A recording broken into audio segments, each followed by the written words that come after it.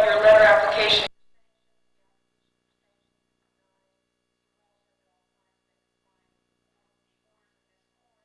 It is unfortunate.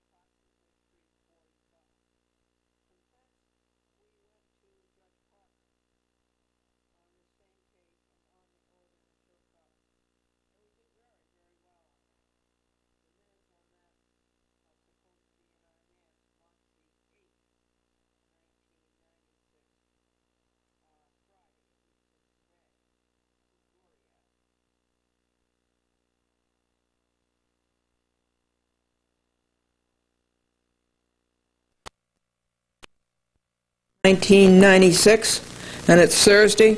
We're going to report to you what happened on the law-breaking of Hofstede, Nair, DeLorme, Schleier, Hawthorne, Continental Cablevision, Incorporated, Greg Sanders, Douglas Guthrie, Diane Rainey, and Melissa Cooper from February the 29th, leap year, to today. And first of all, you're entitled to your jokes. Kenneth says that he is always lost in thought. And his mother-in-law says that's because it's in unfamiliar territory. And Sarah says she wanted to marry a man of letters, and she did. She married a postal carrier. And Harry is a self-made man, and his mother-in-law says that it's nice of him to take the blame. And the company wrote to a customer, "We appreciate your business, but your account has been overdue for 10 months, and we've already carried you longer than your mother has." It took 2¼ hours Friday. Pat Moran did a good job on that audio tape of Judge Smith. It took 2¼ hours to lay it down on videotape for you folks. And Franklyn listened to the Judge Smith tape, and that took an hour, and that was on Saturday morning. And Franklyn typed his report on Judge Smith, which I will read to you, and that took an hour. And Glendora did the appellant's brief, the appendix, and the exhibits for TCI. So there wasn't any continental work done, and what has to be done is that the file has to be put into order, it has to be paginated, a log has to be kept of what is done, and a mailing has to go out. And we have to address the issues that Judge Smith did not resolve on February the 27th. And Glendora has to write her report of what happened on February 27th. And we have to finish the beloved Pro Se Manual. Oh, this is such a good book. I better come around and show it to you. The Pro Se Manual put out by the Pro Se Clerks of the United States District Court, Southern District. And this Elizabeth Ann Etkin did a wonderful job, yet I asked for her forwarding number, and people in a dehumanized way don't know. They don't know where she is. So remember, you can give the best years of your life to a company, and when you leave that company, nobody cares where you go or what happens to you. And I don't know where I am in this book.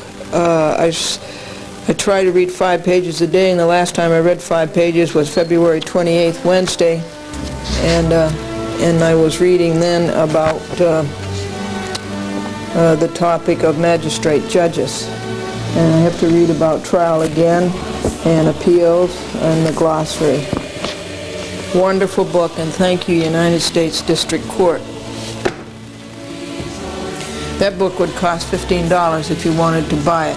As an informer pauperous, it was given to me.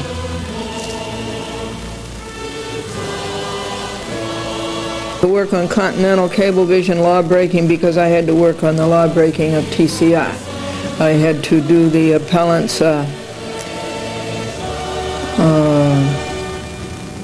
appendix to the appellant's brief, and I had to do the appellant's exhibits. And they all had to be taken to Office Max and printed. And Sunday there was no opportunity to do Continental because I was still working on the law-breaking of TCI. I did not like Judge Connor's decision that I wrote you, robbing me and my defendants, and so I wrote a Rule 60B6 motion for relief from his order. Monday in the morning, the Lincoln had to be inspected, and it had to have a new idle arm, and that cost something like around $200. I went to the court Monday morning to watch Judge Bryant, and I watched him pick 3 juries. One of those juries should have been mine, but Judge Bryant made a bad decision, and he postponed the trial on the basis of the appellate division decision that's going back to Judge Silverman. Monday afternoon, we went to Manhattan, and we handed in, this is where you're going to be, Continental, in just a few weeks probably, and months. We handed in the 30 books, the appellant's brief, the appellant's appendix to the brief, and the exhibits. And I went also to see the pro se clerk, Mark Talstein, and I went to see the greedy court stenographers and talked to them, and we had a good time with jokes. And then I went to see Joanne Goodson about the service on TCI. Of course, that was all of that day. And Tuesday, Monday was the day that Walsh 2 was supposed to have in his opposition to my order to show cause for a temporary restraining order and a preliminary injunction on Continental Cablevision that they put that program back on the TV where Glendora has a right for it to be on the TV. Now, immediately, they put it back. And Tuesday, I had to work all day, 13, 14, 15 hours, on my cross motion to Judge Connor on TCI not to dismiss my complaint against TCI. And Wednesday, I got this big, huge package from Walsh 2. It was 300 pages. And this is his opposition to my order to show cause. The conference was scheduled for Wednesday afternoon at 4:30 p.m. with Judge Parker. This should have been here on Monday. It didn't get here until Tuesday, late Tuesday. So Wednesday morning I had to work from 6 a.m. to 1 p.m. to answer it and to refute it. And at 1 p.m. I had to get dressed up to go edit at TCI in White Plains. And I want to tell you there what a wonderful thing. I came in and there was the Panasonic camcorder back. Somebody had borrowed the Panasonic Super VHS camcorder, an instrument that cost $2,300. Some public access user had borrowed it and smashed it and ruined it. And Mr. Strauss knows who it is. And so they sent it away to Color Tone to have it repaired. And it was in very, very bad shape. So I was so glad to see it back again. And it was all set up there waiting for me. And then as I connected it to the 3/4 inch, and from there into the, no, it doesn't go from there. I also connect the 8mm, but it's a separate line. I noticed how they had cleaned it up when they repaired it, made it look so nice, made it look like brand new. And then when Mr. Strauss appeared, I said, "Thank you very much for getting that Panasonic Super VHS camcorder repaired." He says, "It's not repaired, that's a new one." That was the best thing that had happened all day. Thank you, Mr. Strauss. Thank you, the City of White Plains. Thank you, White Plains Public Access Commission. It's a beautiful machine, and it's $2,300. And it was so nice. It was so nice to see it all in total 100% health, and not unblemished and unmarred. And it did a beautiful job. I did actually finish the editing at White Plains. That was another thing that happened before I had to go to the Judge Parker court. The first priority was to answer this junk from Walsh 2. The second priority was to edit at White Plains. The third priority was to the Judge Parker court. And I got there early, and I was able to get done at White Plains program 2021 and 2022 and 2023, and this program started 2024. And so what happened in the Judge Parker court? Okay, we'll go back and we'll take these things chronologically as they happen. And this is Glendora versus Continental. The time is 8:06 a.m. on Thursday morning, March the 7th. And reporting to you, and rushed to the United States Post Office and served Thomas Walsh these amended papers of Glendora that were done last night and early this morning. And then I had to rush to the district court, the United States District Court, to the clerk and have these papers stamped. Courtesy copy to Judge Barrington D. Parker, Jr., a courtesy copy to United States Magistrate Judge Smith. Walsh 2, as I told you, was served. And the original goes to the clerk. And then this is my copy. And let me tell you, when you hand in papers to the court, make sure that you hand them in person, folks. And make sure that you get this stamped. Because even Judge Bryant has messed that up. He certainly did so in my appeal of his decision on February the 18th.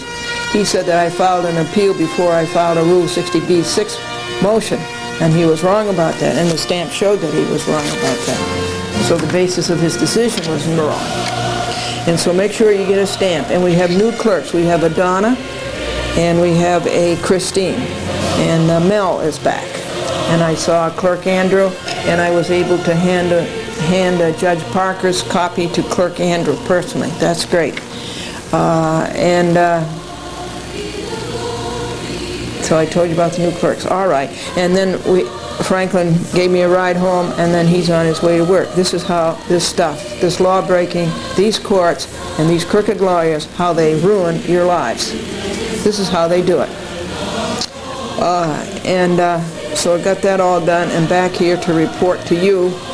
And now I think the first thing up is Franklyn's report on the Judge Parker conference on February 27th, not the one last night. This is a week earlier, and because of everything, to keep things in sequence and get them done. Because you just start something and something else comes in. Because of lawbreakers and lying lawyers. That's Franklyn's shorthand. Franklyn was a newspaper reporter. It's very handy to have shorthand. Those were his shorthand notes, and then here is his report. Judge Parker said he had the papers and had read them, and he assumes he is generally familiar with them. Glendora spoke at some length, including, "I am glad you have read my paper. This is a freedom of speech case. I ask that I be put back on the TV every Saturday at 3 p.m. That is my right, and we have made law on that." She emphasized that service is complete. She has an implied right of action to enforce this law, and she has suffered irreparable damage. Judge Parker observed that the authority that decides seems to me to give right of access to cable channels and to say that the provider of the channels cannot censor because of content. Judge Parker says, "I have read the law. It is cryptic. It is concise. It says first come, first serve." He went on, "In addition, the New York State regulations provide that public access is designated for non-commercial use on a first come, first serve basis."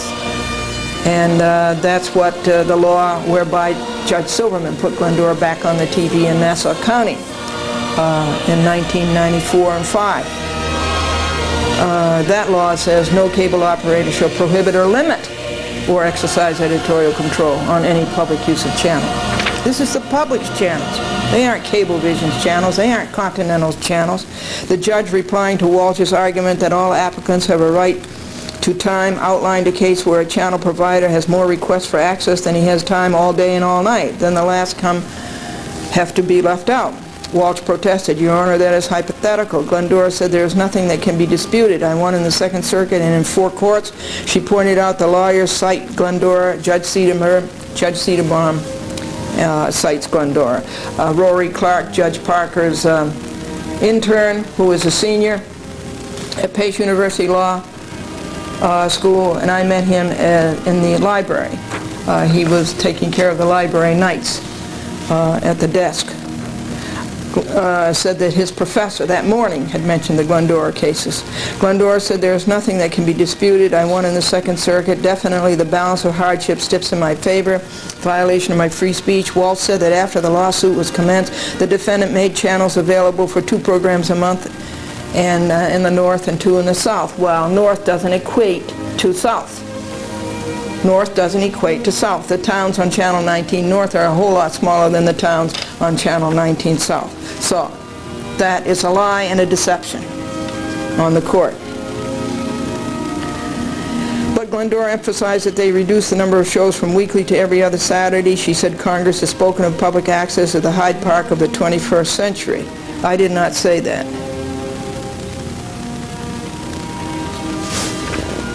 I did not say that. That is wrong. Walsh says, we don't believe first in time is first forever. And right, get as many people as possible on the public access. Well, that's nice, but it's not the law. The law is first come, first serve. Judge Parker said the legislation is cryptic on first come, first serve. The intent of Congress was that the cablecaster cannot edit in any instance if the product delivered is words missing, but probably he was referring to as being proper, not obscene or guilty of other limited restriction. Well, that's the only one, obscene, I think. Judge said the law indicates the cablecaster cannot do anything that would disturb the content. Judge Parker expressed the opinion cablecasters to follow the federal legislation have to be reasonable. For example, the cable company could not arbitrarily clear off programs to make a certain amount of time available, and that's what they did. Cablecasters have the right to administer but have to be reasonable to adhere to rules and regulations. Judge Parker mentioned 5 minutes a month for everybody. I interpreted this as the way of saying a cable company can't go overboard in limiting and prohibiting because it can become ridiculous. When Walsh set forth his view on the weight of the franchise agreement with the Village of Ossining, Judge Parker said he could not see where the franchise agreement would replace federal law.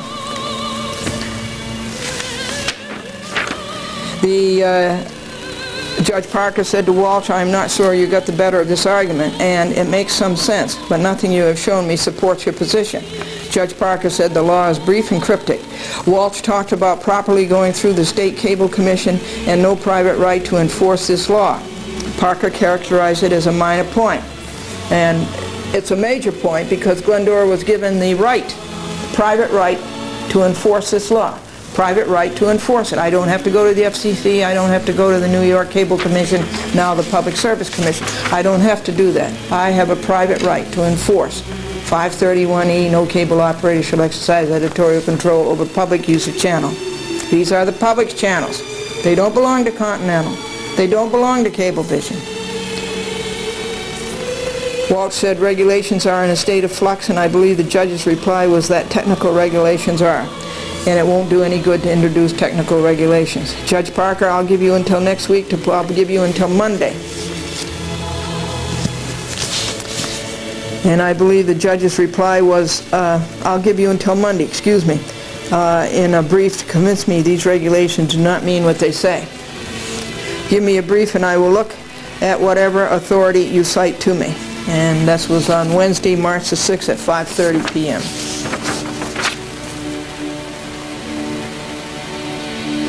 The salesman said to Mary, if you buy this freezer, you'll save enough money on food to pay for it. And Mary says, well, we're buying a car on the bus fare that we save. We're buying a washing machine on the laundromat fees that we save. And we're paying for a house on the rent we save. I'll tell you the truth, we just can't afford to save anymore. And the boss said to Ed, you've been just like a son to me. Surly, insolent, and unappreciative. What are the three things you like most about being a teacher, the reporter said. And the first teacher says, well, I like motivating young minds, shaping the next generation, helping youth to mature. And then he said to the second teacher, what are the three things you like best about being a teacher? And she said, June, July, and August.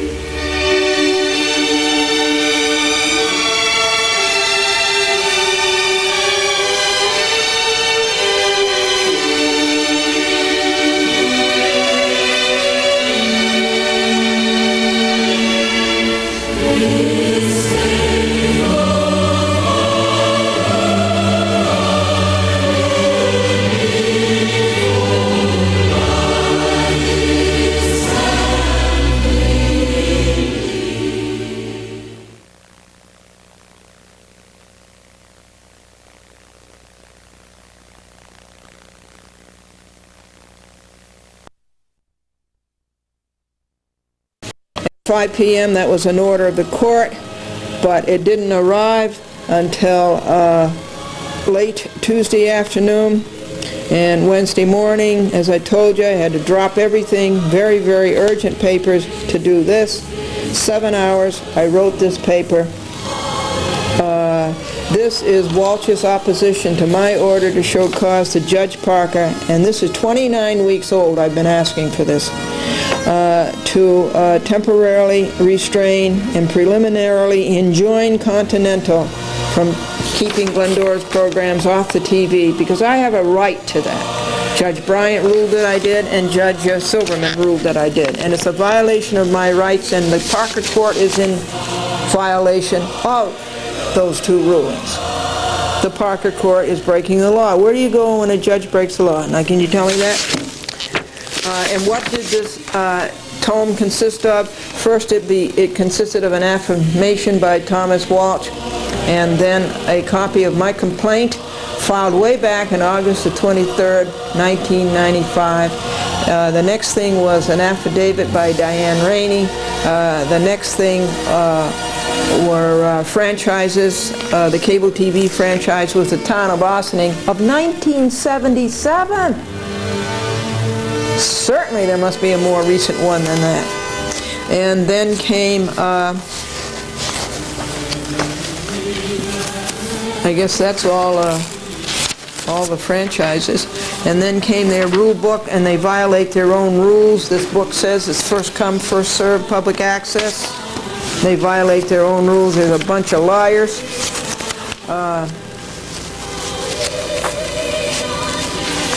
And then what was the next one? The next exhibit was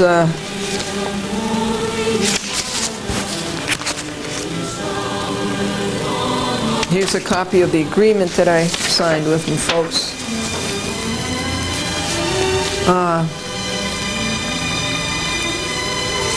The last thing was Walsh's affidavit, and he's crazy the way he doesn't number his pages, he doesn't paginate, and then he doesn't number his paragraphs.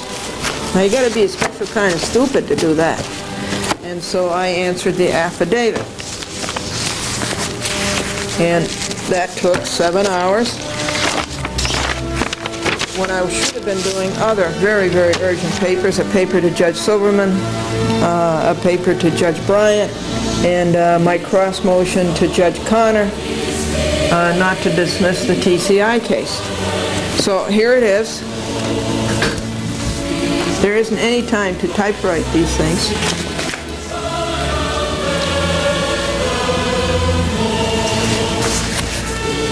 United States District Court, Southern District of New York, Glendora Plaintiff versus Amos B. Hofstadter Jr., Timothy P. Nair, Michael J. Ritter, Nancy Hawthorne, Jeffrey T. Lorm, William T. Schleier, Continental Cablevision Incorporated, Greg Sanders, Douglas Guthrie, Diane Rainey, and Melissa Cooper, defendants.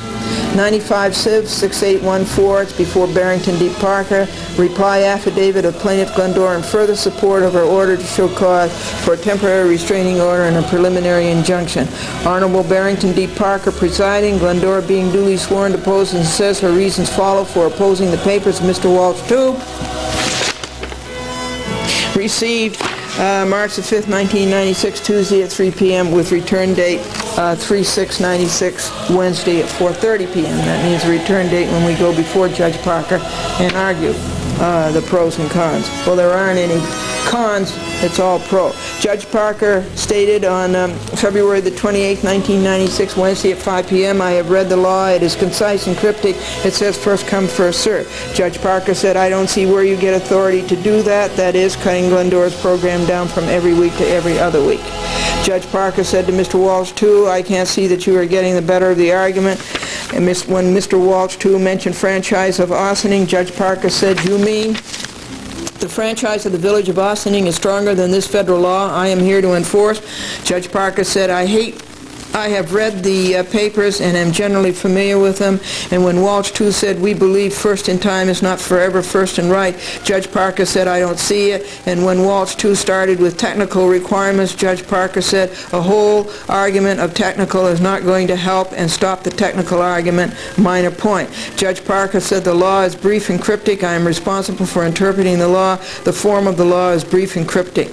Glendora mentioned that presiding Justice Judge Minor, Second Circuit, said that public access is a public forum. Judge Parker was interested and asked, "A limited public forum?" Glendora said yes. He said limited.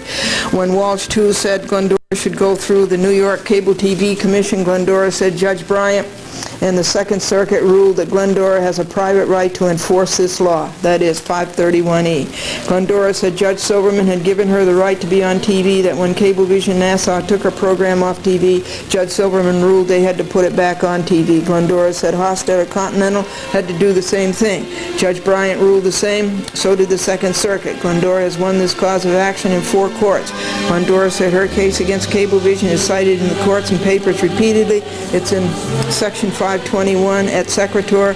Your intern, Rory Clark, told me today his law professor cited it this morning. Glendora told Judge Parker it was cited in Judge Seaborn's courtroom recently, about a month ago. Glendora said the state law analog to 531E puts it this way: no cable operator shall prohibit or limit, and this is just what Hofstadter Continental did. They prohibited and limited from every week to every other week. Glendora mentioned the Alliance case currently being heard in the United States Supreme Court. Judge Parker said to Mr. Walsh 2, "You never put any reply papers to this, did you?" And he said he had not.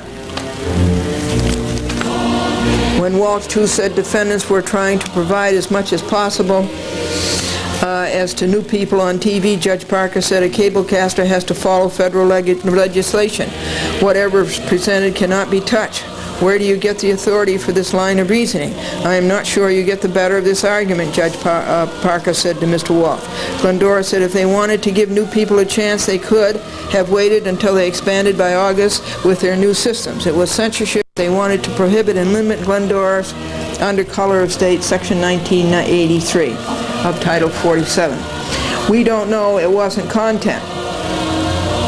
In the newspaper last month, Diane Rainey said Continental had no problems with channel time, that it wasn't filled up, and could not imagine that it would ever be all filled up, and this shows you it was content. Walsh 2's argument that they put Glendora on Channel 19 North holds no water. Channel 19 North is not equivalent to Channel 19 South. The North towns are much smaller than the South towns. Judge Parker said it is the intent of Congress that the cablecaster cannot edit in any instance the product delivered or do anything that would disturb the content. Glendora has been granted 2 make goods, both in February 1996. Approximately 20 are missing. Glendora is irreparably harmed. She reports on what happened last week, and it has to go on TV this week, not 2 or 3 weeks or months later. Such freedom of speech violation is irreparable harm. Glendora has shown likelihood to succeed. She has won so far in this court. She won this cause of action in 4 other courts: New York Supreme Court, Second Circuit, Judge Bryant, and Judge Broderick. Hofstadter Continental has been bought by a big telephone company out west. It's a Baby Bell, U.S. West, like our 9X. Diane Rainey acted in bad faith. She said she could give Glendora 2 make goods every week. Glendora asked her to put it in a letter. Rainey never did, and she's never heard from her since, and this is on audio tape 769. Judge Parker said to Mr. Walsh, "I will give you until next week to put in a brief to convince me that the regulations don't say what they mean." This was very generous of Judge Parker, since Mr. Walsh never answered Glendora's order to show cause for a temporary restraining order and a preliminary injunction. Glendora really had Judge Parker's decision granting the TRO-PI then and there on February 28, 1996, Wednesday at 5:15 p.m. This hurt Glendora, but she was silent, hoping for the best. In other words, Walsh had that order to show a cause for a TRO and a PI ever since January 28th. That's when it was served, say January 29th. He had it until a month later, February the 27th, and he never answered that. Judge Parker said to Walsh, too, I will take a look at whatever authorities you cite to me. I might be dissuaded. You have your paper in by Monday at 5 p.m., March the 4th, 1996, and come back here Wednesday, March the 6th at 4:30 p.m. I will give you a week to put something in. This was very lenient of Judge Parker. Walsh faulted.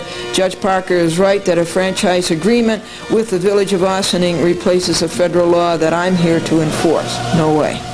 Glendora refutes that anything in the Village of Ossining franchise speaks for every other municipality in the Channel 19 South coverage area just because the programs are cablecast from Ossining. Glendora is in the midst of the Glendora versus Cablevision trial. Walsh, too, is dead bent that this case will not go to trial. It is good that Glendora has the Cablevision trial to hold up to Hofstadter Continental. Why would U.S. West want to buy a company against which there is a lawsuit for $298 million?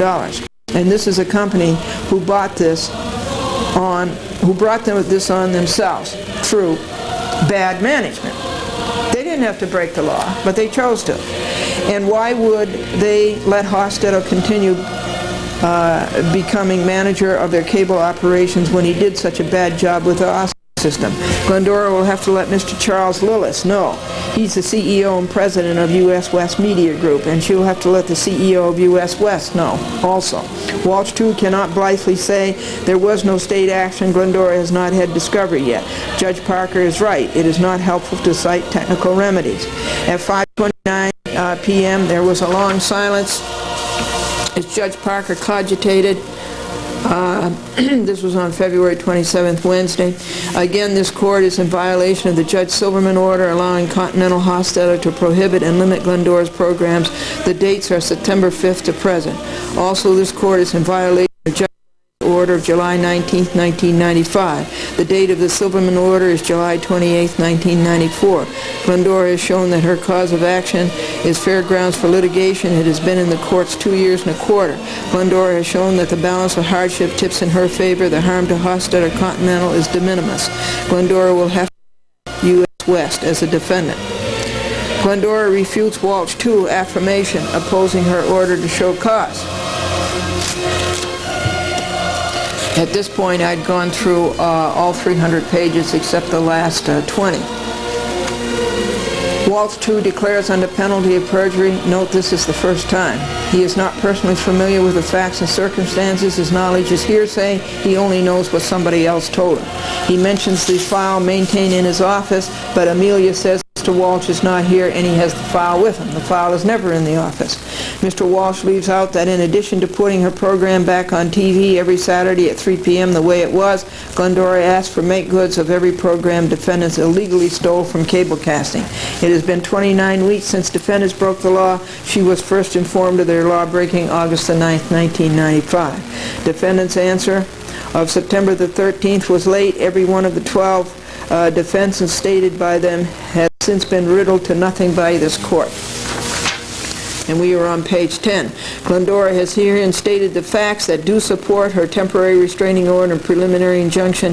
If Mr. Walsh did not think the facts supported a TROPI, why didn't he say so between January 27th he was served and February 27th when he was called to Judge Parker's court? Mr. Walsh, too, does not paginate his affirmation, and he doesn't number the paragraphs. The franchise agreement of the town of Ossining is not controlling in the instant action. He shows no proof. He shows no argument. Glendora knows it not to be true. She has 23 years' experience in public access and knows each town has its own privileges with the franchise, with the franchisee, that is, the cable operator. Mr. Walsh, too, his paragraph 10 is answered by Judge Parker, who said February 27, 1996, quote, the franchise agreement with the Village of Ossining replaces a federal law that I'm here to enforce. Now that we are up to page 11, and we'll take a break. The Ossining franchise agreement says first come, first served for public access. Where does that put them? Glendora was first and come and is to be first served. Notice that reasonable rules, quote unquote, also say, quote, first come, first served, unquote. Where does that leave them? Notice that Walsh uses the name Continental and never American Cable Systems, which he claimed was a necessary party and delayed the court and the plaintiff September 1995 to January 5th, 1996, for which cost Glendora is grandmothered so far as any new rules are concerned. She has been on continental American cable TV since December 1993. Walsh's paragraph 13 is refuted by Title 47 of the United States Code 521 et sequitur. The plaintiff in this action is not blank. Read a caption correctly. The plaintiff is Glendora. And these pages are affectionate. They're stuck on each other. Page 12. The daily offer on the application by Melissa Cooper was a lie. They did not offer daily time slots. Not cablecast 4 Saturdays a month. It was cablecast every Saturday, including those months that had 5 Saturdays. Walsh 2 writes, due to the high volume of public access programs and the growing demand for channel time, Continental Cablevision, by Diane Rainey, Director of Government and Public Affairs, decided that all public access which had been granted 4 cablecast dates per month would be rescheduled. Please see affidavit at Exhibit B. While Glendora quotes that Judge Parker of February 27, 1996, TV 4:50 Tuesday, 4:50 p.m. to 5:30 p.m. said, quote, I don't see where you get the authority to do that. They had no authority to do that. The law is direct and cryptic, first come, first served. Walsh paragraph 20 says advising them their programs would be rescheduled. The right word is their programs would be prohibited and limited and censored. On September 5, 1995, Glendora's program was censored, prohibited. Glendora does not accept Walsh 2's statement on additional 12 monthly programs were cablecast, while it does not equivocate to what she had before the censorship. The northern system towns do not reach the same people over the same number of people. Defendants are being dishonest. Glendora consented to defendants cablecasting her programs on Channel 19 North because they were up to, trying to lie and cover up to the court. So please don't fall for this, Judge Parker. 20,000 households to 62,000 households is not documented. They claim that the program could be seen in 62,000 households in a place of 27,000 households. 27,000 households, Channel 19 South, Channel 19 North, 62,000, but that wasn't ever documented. We have no proof of that. Walsh 2's affirmation in opposition to Glendora's order to show cause for TRO and PI does not show cause the defendant should not be restrained and enjoined from censoring a program and from not casting it every week as it was, not making good the programs they have failed to cablecast. This ends Glendora's reply affidavit to Walsh 2's opposition to Glendora's order to show cause for a temporary restraining order and a preliminary injunction. 14. The copy of Glendora's complaint submitted to the Judge Parker Court on March the 4th, 1960 is not accurate. Glendora's complaint did not have the marginalia the Walsh 2 copy has. The affidavit of Glendora wants to examine Diane Rainey in court and demands oral testimony pursuant to Rule 43 of the Rules of Civil Procedure. Continental Cablevision Incorporated is no longer a private company. Diane knew this. This affidavit is written by Thomas Walsh 2 and carries no weight. This affidavit is not. Franchise agreements, quote, permit Continental to establish rules, unquote. What did Judge Parker say about the franchise agreement and the federal law he is there to enforce? And the franchise agreements say, serve. Where did Diane Rainey get the authority Judge Parker wants to know to take the programs off of TV? Says first come, first serve. To Ms. Rainey's allocated 12 months, Glendora is grandmothered. Daily series offer was a lie. They did not offer daily series. This request for daily Glendora was offered shows Glendora's eagerness to tell the news months and years afterwards, showing urgent need for the temporary restraining order and preliminary injunction now. Quote, 4 Saturdays a month is a lie by Diane Rainey. It was every Saturday. Rainey is lying in this affidavit she signed. She tells the same lie about cablecast 4 times a month Her paragraph 11. Rainey says, as part of my responsibility as Director of Government and Public Affairs, I made the decision to reschedule the public access cablecast date to 2 times a month. I was under no pressure from any Westchester County or other public officials or any other person or entity Continental Cablevision Incorporated. To do what, Diane? Glendora, A, how could she be in charge of government affairs and be that ignorant of the government's laws? Title 47 United States Code 531E and of the state laws. No cable operator shall prohibit, limit, or exercise control over public use of channel. B, Glendora does not believe her paragraph 12, Rainey paragraph 12. Glendora wants discovery and oral testimony in the courtroom. Rules 26 to 37 and 43 Federal Rules of Civil Procedure. 16, Glendora believes there was improper restraint of speech and press from public official, i.e. color of state. Rainey writes, scheduling was instituted to accommodate the great demand for public access channel, which has not been proven.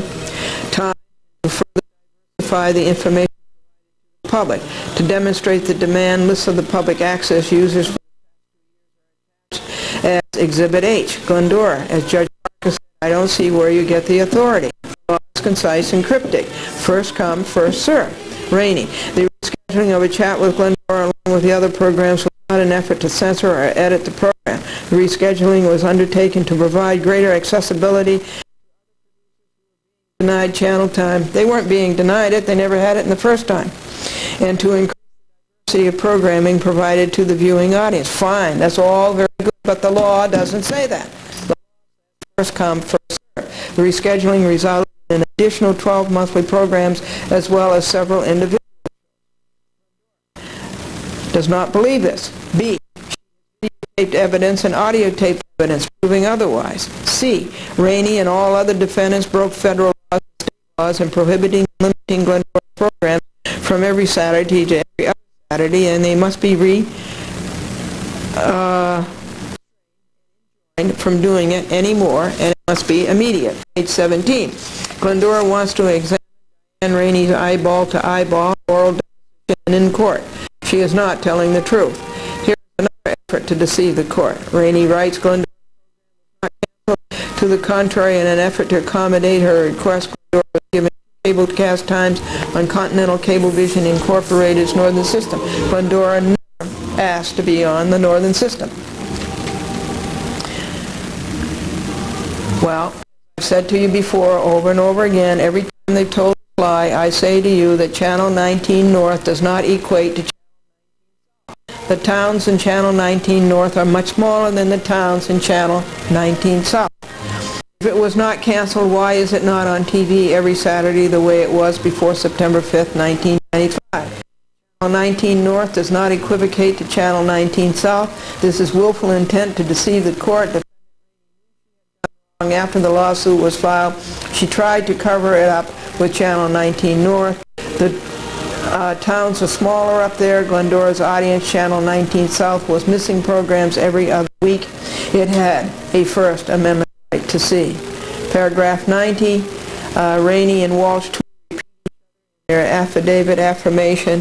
The same lies are told by both, in both. And this is page 18. Rainey says, furthermore, due to Cablevision Incorporated's continuous efforts to increase public access cablecasting, there will be 4 public access channels available to the county community beginning in the fall of this year. Judge Parker said the law is first come, first served, not to increase public access cablecasting, noble as this is.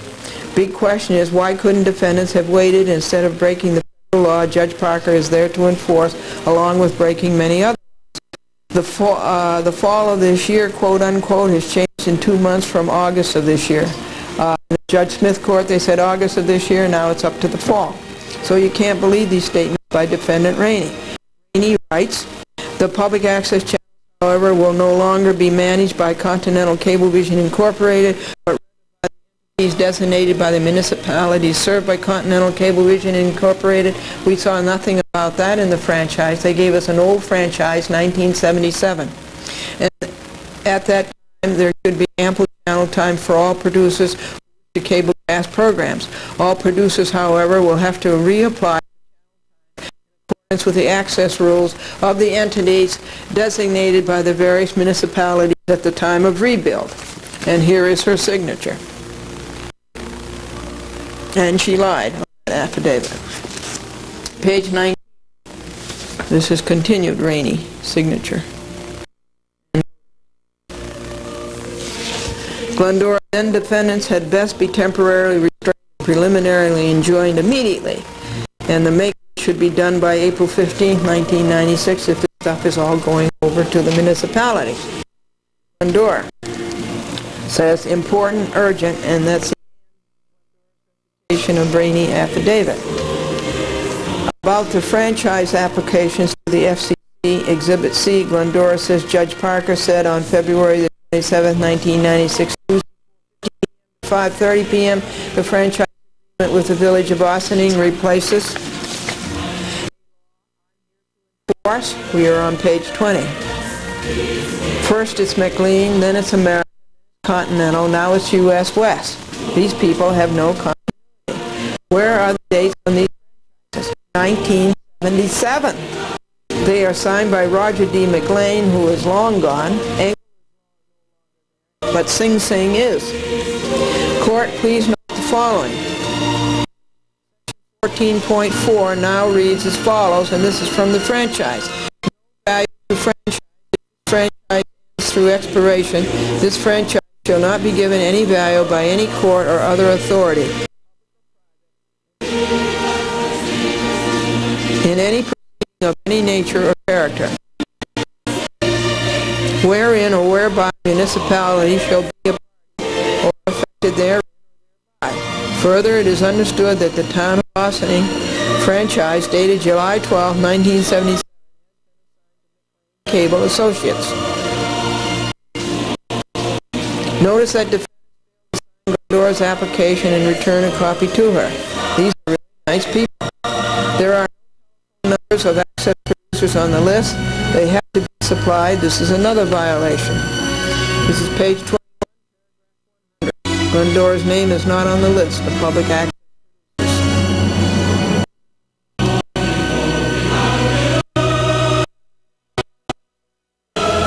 This is a chat with Glendora reporting on what happened from here, February the 29th, 1996, Thursday, March the 7th, 1996, and a student on an essay that life in colonial times was really tough. The kids had to play the video game by candlelight.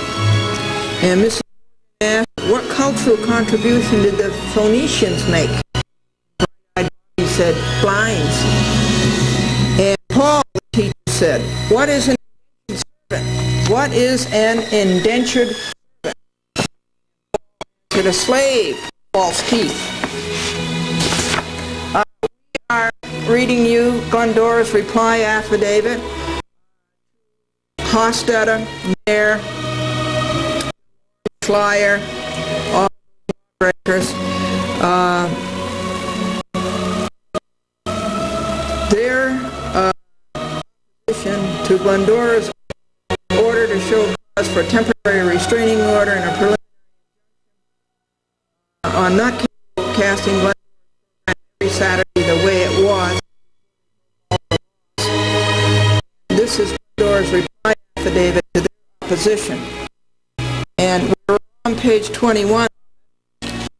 Paragraph 101 says the second group of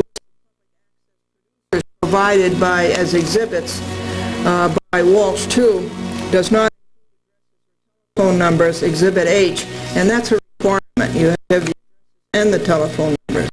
And this is Glendora's comments on the exhibits, and now Glendora.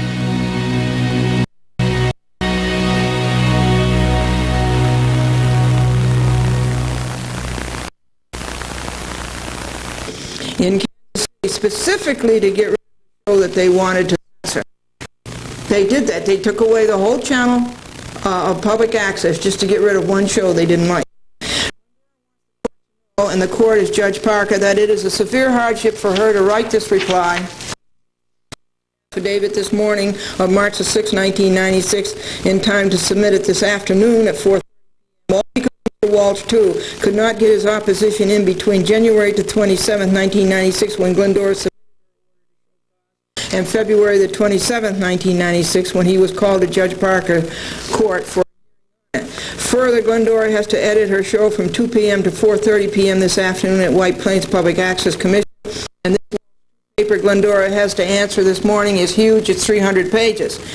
While Mr. Walsh, January 27th to February 27th, and not doing his work timely, Glendora is prejudiced, having to reply in just this morning. Further, Glendora was interrupted in writing an urgently important cross Friday, and this is severe prejudice. Glendora should have complained to Judge Parker strenuously February 27th, Tuesday, 5:30 p.m., that Walsh, too, didn't deserve a second chance. He had his chance, had a whole lot to answer. Why is the court so solicitous of these lawbreakers? Glendora asked for sanctions on this, along with sanctions for the delay in costs Walsh, too, caused from mid-September 1995 to January 5th, 1996. We are up to 23. Glendora shows that defendant's memorandum of law received March the 5th, 1996 by plaintiff does not show cause why she should not be restraining order and preliminary injunction. Paragraph 110. Glendora has shown irreparable harm. Defendants fail to show she has not. Mr. Walsh, too, does not number the pages of his memorandum of law. He does not number the paragraphs. Mr. Walsh, too, is wrong to say that Glendora has not shown likelihood to succeed, fair grounds for litigation, balance in her favor. She has. Plaintiff has demonstrated likelihood of success. She's won this case so far. Not. She has won the same cause of action in 4 other courts: New York Supreme, Judge Bryant, U.S. Court of Appeals, Second Circuit, Judges Minor, Van Graefelen, and McLaughlin. How can evidence be presented when discovery is not started? Quote, exhaust state administrative remedies, unquote, when Glendora has already been granted a private right of enforcement by Judges Bryant, Minor, Van Graefelen, and McLaughlin. Is that no argument against the plaintiff? Defendants did exercise editorial control over public use of channel. Defendants show no proof. Judge Smith was questioned twice in open court, improper restraint, and Mr. Walsh, too, knows this. Mr. Walsh, too, lies that plaintiff's program was not canceled, edited, censored, or interfered with. It was taken off of TV, wasn't it? That's not interfering with it. Why do you make these programs? Defendants prohibited and limited program by New York Executive Law, Article 28, Section 829.3. Rescheduling was necessary, says Mr. Walsh. Mr. Walsh, Judge Parker said, by what authority do you do this? Diversity is no defense. They censored the diversity Glendora was offering. The demand for public access could have waited for the bill. Broke the first come, first served basis. Judge Parker said, I read the law. It is concise and cryptic. First come, first served. Glendora was and is first come and must be first served. Mr. Walsh, too, says nothing new from what he said February the 27th, 1996, 4:50 p.m. to 5:30 p.m. when Judge Parker told him to submit a paper to persuade him otherwise. Judge Parker told Walsh, too, to submit a paper to persuade Judge Parker otherwise. Mr. Walsh merely repeats what he said February the 27th, and it is all wrong. The Walsh 2 argument, no paragraph number, no page number, 1.5 line spacing, not double spacing, of modern soapboxes, quote unquote, is a rehash of demand for access time and diversity to Judge Parker's statement, where do you get the authority? Fanciful aspirations argument has the same question by Judge Parker, where do you get the authority? Rescheduling community, quote, paragraph has the same answer. I read the law. It is concise and cryptic. Judge Parker says it says first come, first served. Channel 19 North does not equate to Channel 19 South. We're up to page 27. Walsh 2, 5th page. With no numbering of pages nor paragraph is another repeat. Exhaust administrative claims is wiped out by Glendora's having been granted a private right of action. Judge Silverman put Glendora back on TV and Nassau Cablevision with no stopover at the State CATV Commission. Judge Van Graefelen ruled that if there is a question of state and federal law prevails. Glendora versus Cablevision, Second Circuit, January 11, 1995. Glendora has an express grant of private authority. Walsh misrepresenting to Judge Parker Rule 12, Federal Rules of Civil Procedure. It's actually Rule 11. Sanctions requested. Page 28, Walsh 2 repeats massively, just as he did in the Judge Smith court on his motion to dismiss that fell flat on its face. Walsh 2 goes on about private right to enforce when it has already been adjudicated by Judge Bryant July 19, 1995. Walsh 2, the 7th page, unnumbered paragraphs, unnumbered pages, is another rehash. Likelihood to succeed. Glendora has already succeeded in 4 courts in 2 1/4 years and has succeeded far in this court. In his footnote, he repeats his misrepresentation to the court, Rule 12, Federal Rules of Civil Procedure Sanctions. Channel 19 North does not equate to Channel 19 South, where Glendora was before defendants broke all the laws. Page 29, Walsh 2 is wrong, actually devious and deceptive, in saying there was no state action in the Bryant adjudication when it is a very live issue going before the jury. This is another Walsh 2 repetition. Walsh 2 comes up with nothing new when the court ordered him to come up with something new. Walsh 2 makes all these cites from the Second Circuit when the Second Circuit has already ruled in Glendora's favor. The plaintiff has already, quote, succeeded on these causes of action, unquote. Walsh is writing a paper to dismiss Glendora's action again when the Second Circuit has already ruled Glendora's action cannot be dismissed. And here is the decision by the Second Circuit. Judge Van Grafelen. In view of the well-settled rule, particularly applicable in pro se civil rights actions, that a complaint should not be dismissed unless it appears beyond doubt that the plaintiff can prove no set of facts in support of her claim, which would entitle her to relief. His 9th page is more repetition. Defendants claim no state action, plaintiff does, and discovery is to be completed. The Walsh 2 10th page, we're up to page 31. Pages, yet unnumbered with no paragraphs numbered, is another repeat. The issue of state action in violation of First Amendment is going before the jury in the Bryant court. This is nothing new than what was said February 27, 1996, Tuesday, 4:30 p.m. before Judge Parker in open court. Paragraph 146, the 1981 claim of no application is also in question. Recall Walsh 2's mad paper about religion and ethnicity.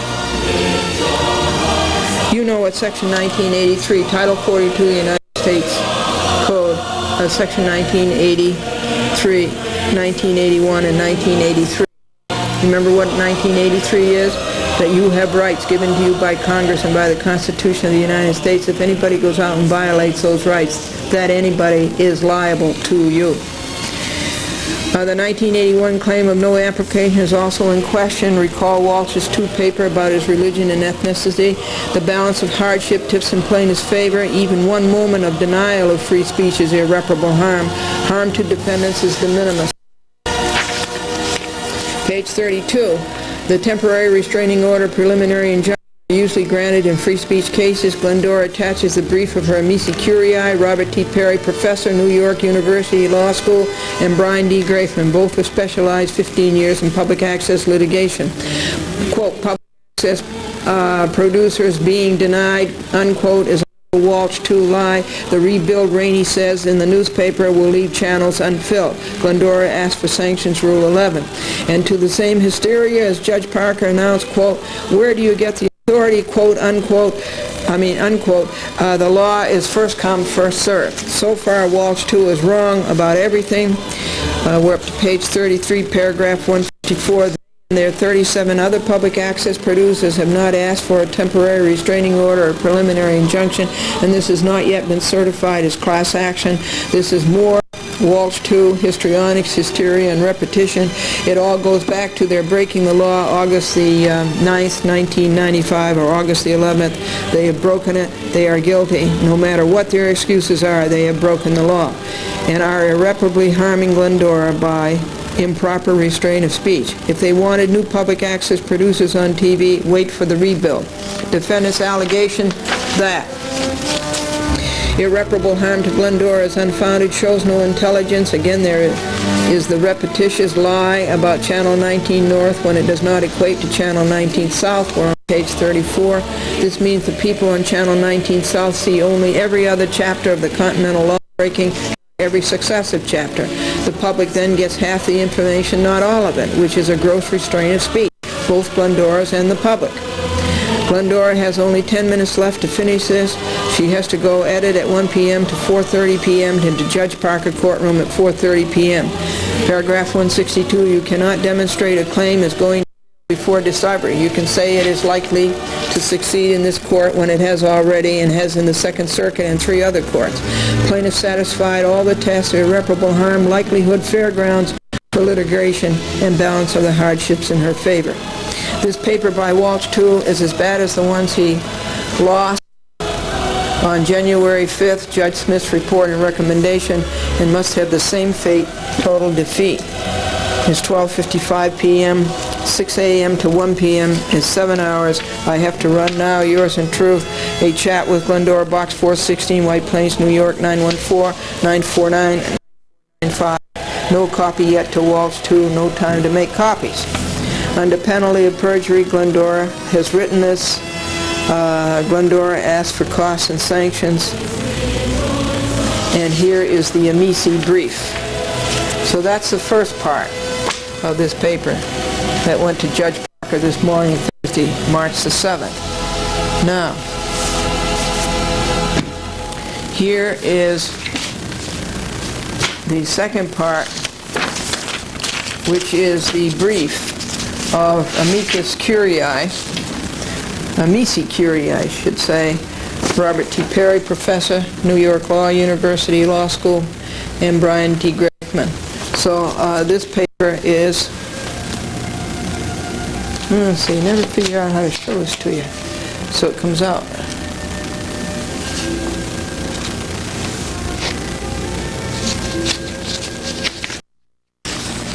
And there's just scads and scads and scads of law and a huge number of citations, maybe 10 or 15 citations per page.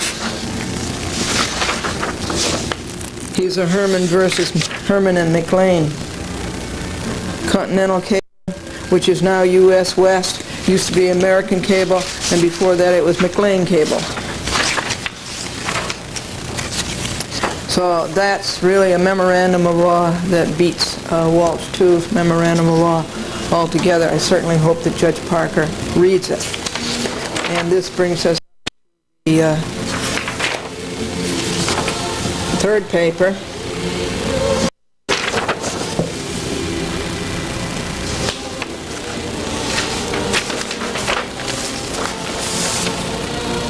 The superintendent of schools says that the 7 dwarf syndrome afflicts our schools today. Every 7th child is dopey. And Mrs. Morgan says, Robert, if we breathe oxygen in the daytime, what do we breathe at night? Nitrogen. And if the President of the United States died today, who would get the job?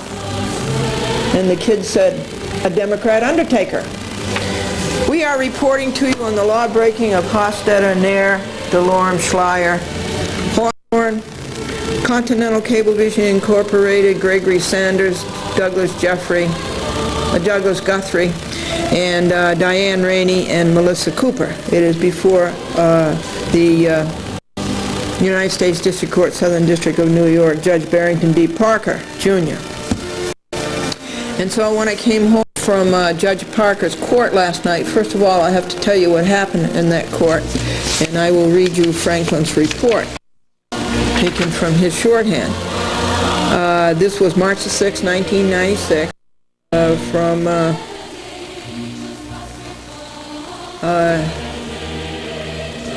it didn't even start until 5 p.m. because we all sat around and waited 20 minutes for Mr. Walsh, too, who was always late. He had from January the 27th to February the 27th to answer the order to show cause. He didn't do it. The judge told him to answer it on Monday, March the 4th. He didn't do that. And now we're having a conference on March the 6th, Wednesday, and we're all sitting around waiting for him to come 20 minutes. That's nice. So Franklyn says that Cablevision acted under color of state, Glendora said, and this is a brief by my amici curiae, and he won. We contend that Cablevision was a state actor and that they were doing was a purely governmental function. But it wasn't Cablevision, it was Continental. Glendora told Judge Parker that she was 7 hours a day working on her reply brief. I have a copy of it. I didn't have time to copy it, but it is my reply. The judge, after Glendora wanted more time, Glendora emphasized that what I need to hear is in connection with the temporary restraining order and the preliminary injunction. I have shown clearly irreparable harm and damage to my freedom of speech. And you are asserting again, the judge says. Glendora declared, I would like to say that I have a statutory right to be on TV. The judge interposed. You are on TV. Glendora continued. In the way I was. She pointed out for 29 weeks I have been damaged. She said that by putting the program on TV, Continental had admitted my right to be there. Continental has violated the public's right of free speech because the public is not getting the reports. Glendora said Judge Smith has recognized the question of improper editorial control, and Glendora referred to Diane Rainey's comment that she can't imagine how all channels will be filled when the changes underway are completed. Judge Parker asked, do you have evidence that Westchester officials were acting in conjunction with Continental? He added, we have a discrete issue here. You have asked for a TRO. Walsh argues that his client is not a state actor and therefore the First Amendment analysis is not applicable. He cites a D.C. Circuit case as well as another case which appear to me to hold that. Glendora reiterated that it is fair ground for litigation, and in the time I had my TRO and PI. Walsh said his client had given Glendora 2 spots in northern Westchester to make up for 2 eliminated in southern Westchester. We have not removed the program. We reduced it, but offered opportunities. He said that under the franchise agreement it is not appropriate to guarantee time slots. There is a rational answer for each action by Rainey. Glendora pointed out again that northern Westchester is an entirely different field than southern Westchester, and it is not a valid substantiation. It is not equitable. Southern Westchester reaches northern Westchester. Judge Parker, after Glendora confronted him with his reaction seemingly favorable for a TRO at the previous conference, said, since that time Mr. Walsh has submitted close to 2 inches of regulations and arguments, cases and authorities. We have worked through them. I will take this motion under advisement. If you want an opportunity to know what you want.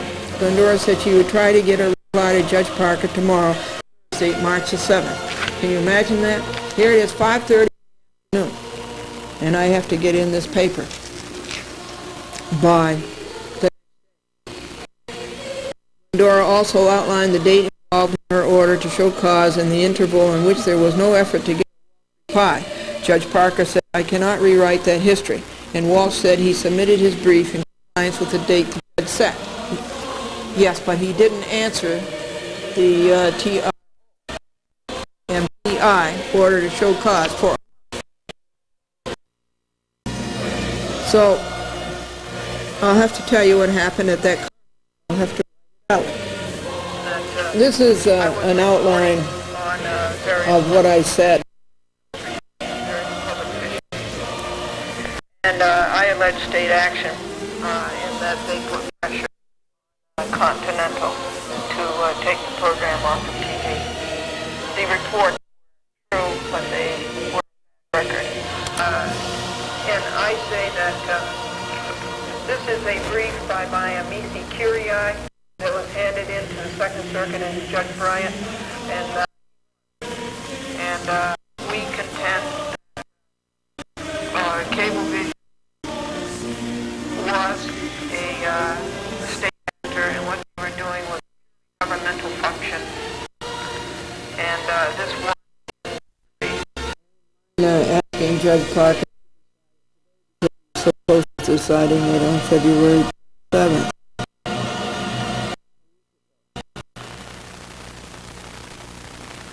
TRO, I have shown clearly will be irreparably damaged, that it is a freedom of speech case, and I have shown clearly on this cause of action. I wanted in the Cablevision responded to public take the program off the TV, to get the reports off the TV that were not, they were true, but they were records, and this was of Westchester officials. There.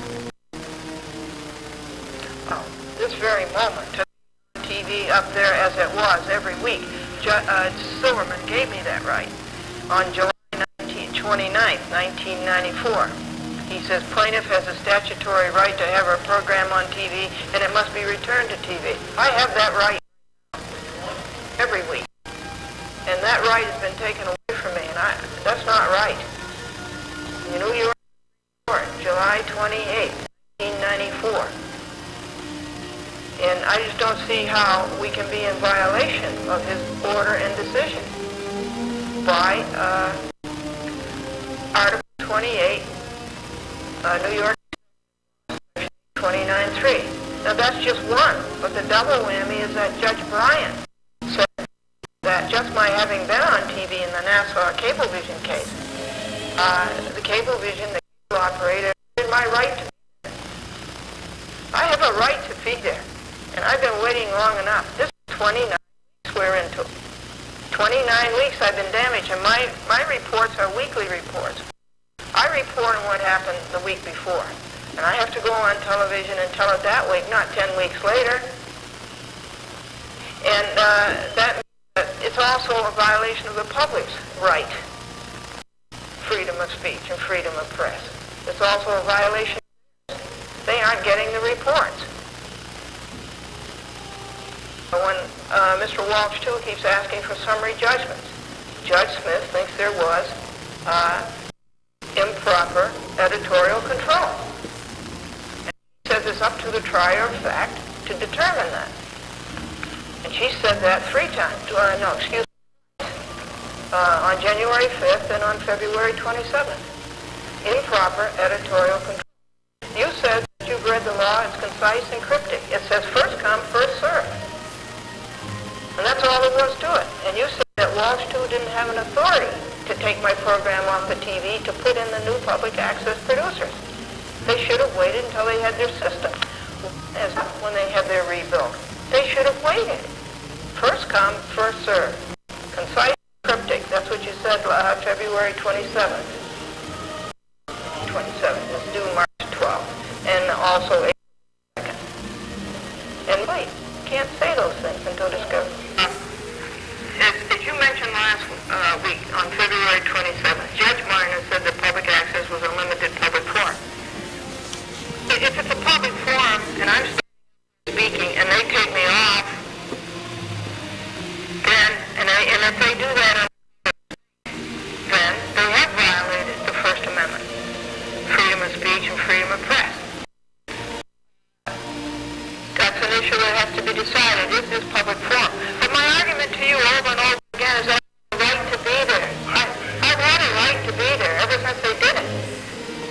By Judge Silverman and by Judge Bryan. 2.25 years of litigation.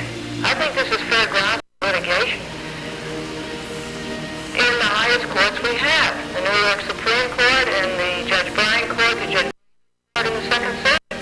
Real courts. I have a right to be there. First I had to wait for service to be complete, and I really think I should have been granted sanctions on that Dippy motion to dismiss. It took 2 months. It took from November to actually January 5th. It took 3 months. I think that's prejudiced. And it amounted to nothing. It fell flat on its face. So I had to wait for that to be over, and now we've got service complete. I think it's time I end my TRO on PI. When Mr. Walsh, too, mentioned the franchise of Ossining, Judge Parker said, "You mean the franchise of the village of Ossining is stronger than the federal law I am here to enforce?" Judge Parker said, "I have read the papers and am generally familiar with them." When Walsh, too, said, "We believe first in time is not forever first in right," Judge Parker said, "I don't see it." And when Walsh, too, started with technical requirements, Judge Parker said, "A whole argument on technical is not going to help."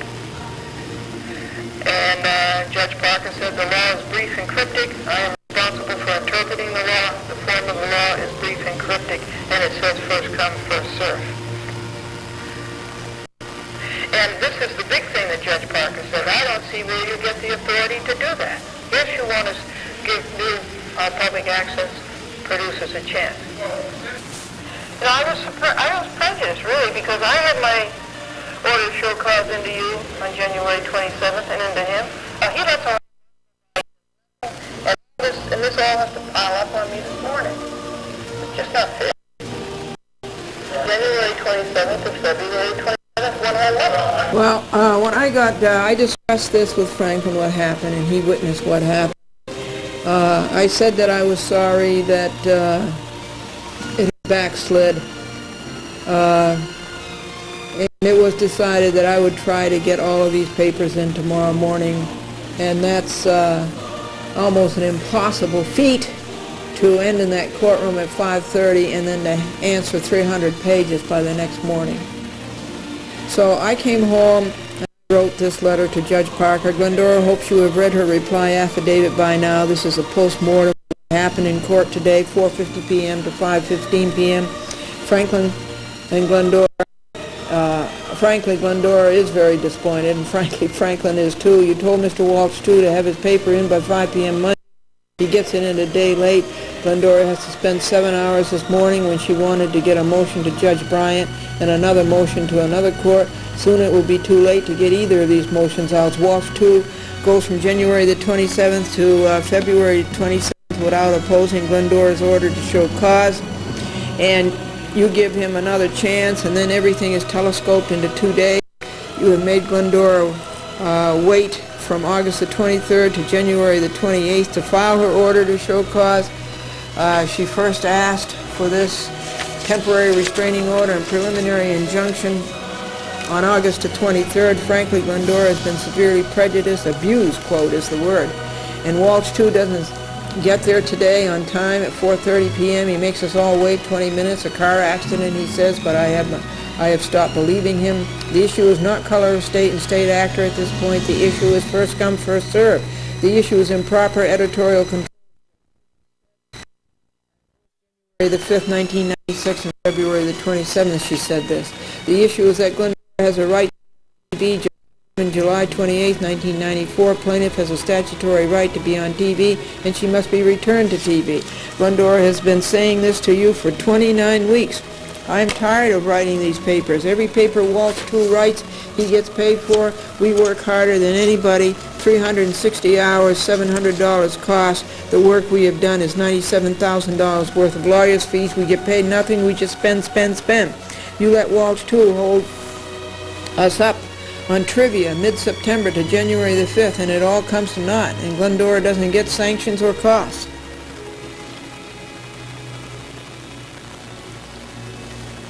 And all the time, her free speech and press are being violated, along with the public's. The issue is first come, first served. The state law says no cable operator shall prohibit or limit the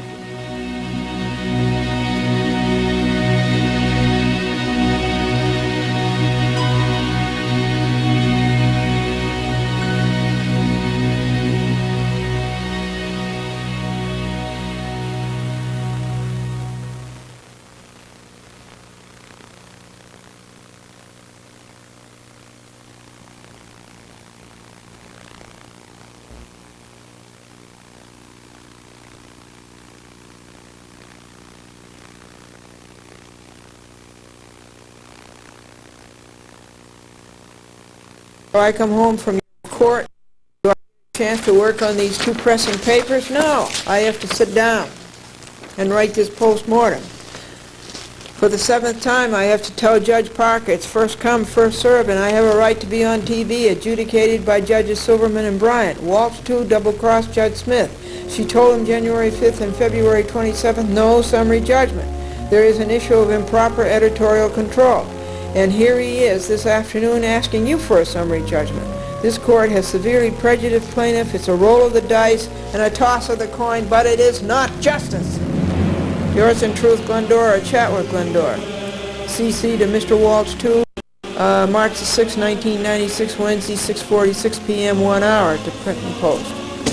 And so, in the morning at 5 a.m., what's on your mind?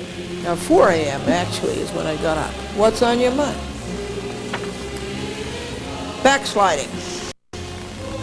Can't seem to get through. First come, first served. It's a law. It's a federal law and it's a state law.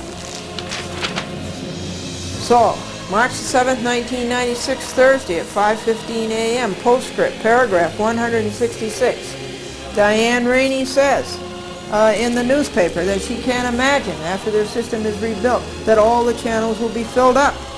Then why couldn't they have waited and put new public access producers on after they had the new channels? Paragraph 167, you state Mr. Walsh too has an important site from the D.C. Circuit. Glendora is giving you very important sites from your own circuit. Judges Minor, Van Graef from McLaughlin, and Judge Bryan, plus your neighbor next door, Judge Silverman, New York Supreme Court. If Glendora doesn't get the order to show cause pleading 7 times, and after 8 months she's asked for, she will go to the Second Circuit. The Silverman Second Circuit Bryan orders are quoted all over. Glendora told you about Judge Cedarbaum, Rory Clark's law professor, United States Court, U.S. Code annotated, Section 521E. A month ago, it was cited in the Eastern District in Hauppauge. Why doesn't this court attend? Glendora cannot understand your solicitude of these lawbreakers to the sacrifice of the plaintiff, the one who got injured and who continues to be violated for 29 weeks. This is another Judge Bear. Lawbreakers coddled and further injured by the courts. This is another Judge Duckman. People are getting fed up with the courts. Glendora didn't even have time to eat yesterday until 6 p.m. All day without food. Yours in truth, Glendora. I, Glendora, served the within 4 papers upon Thomas E. Walsh on March the 7th, 1996, Thursday at 8:21 a.m. Glendora. Well, that's it. These are the papers that were handed into the court this morning. I had to disrupt everything and go down to the post office, have this submitted, served on Walsh 2, and then go to the clerk's office and have it submitted to Judges Parker and Smith.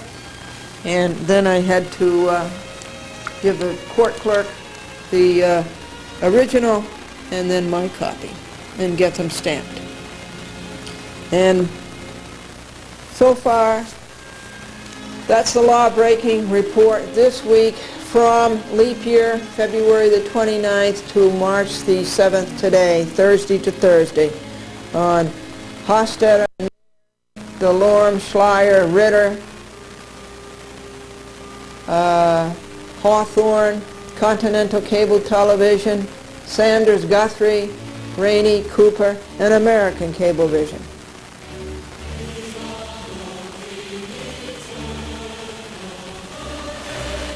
Nobody likes school, Fred complained. The teachers don't like me. The kids don't like me. The janitors don't like me. The superintendent has it in for me. The school board doesn't like me. I'm not going to go to school today. And his mother says, you have to go to school today. You have talent, you have things to contribute, you have a lot to learn, and besides, you're 45 years old and the principal. Remember that principals, old principals, never die. They just lose their faculties.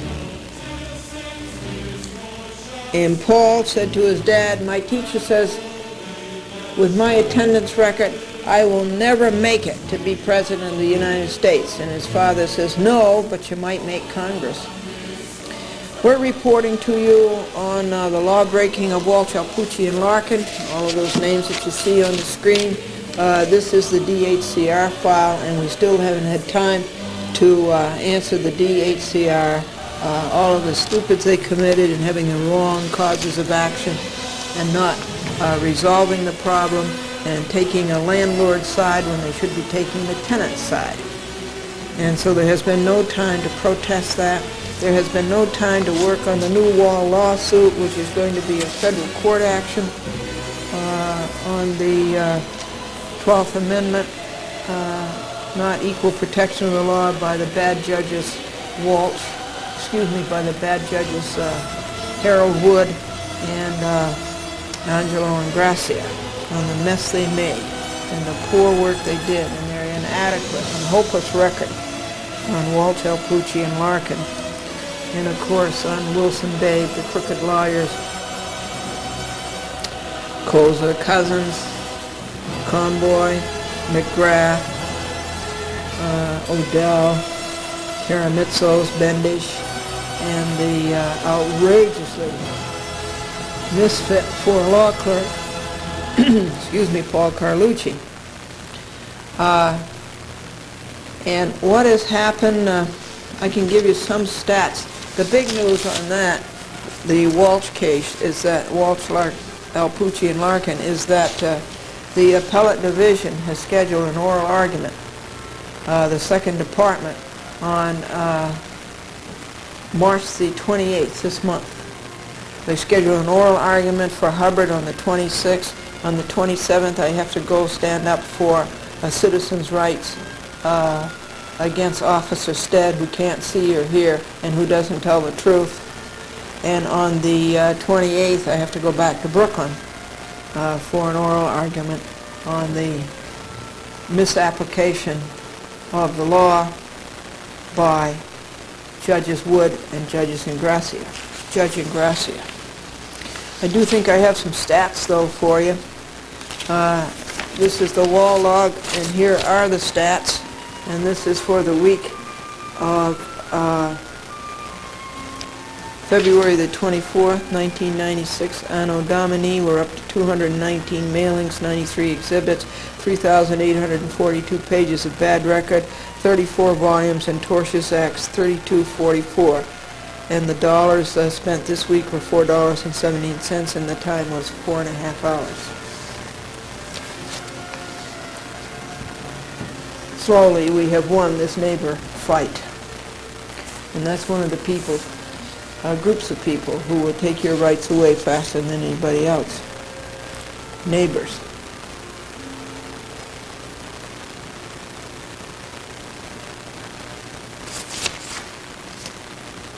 Walls look beautiful. I should take you downstairs and show them to you. They've all been painted a pretty yellow. Thank you, Caesar. Thank you, Leslie.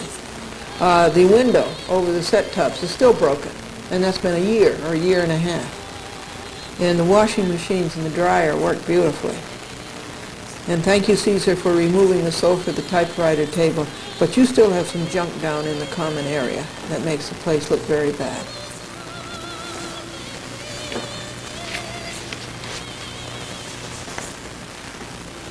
School jokes. Mrs. Morgan was lecturing to the class on the importance of truthfulness and honesty, and she illustrated her point by saying, if I put my hands into a man's pocket and took all of his money, what would I be? And little Diane says, his wife. And Mrs. Morgan said, who said, I come to bury Caesar, not to praise him? And Bobby said, the undertaker. And what do report cards teach a parent? You don't have to lift weights to raise dumbbells. We report on you what didn't happen on Cablevision, Glendora versus Charles Dolan, John Tata, William Quinn et al.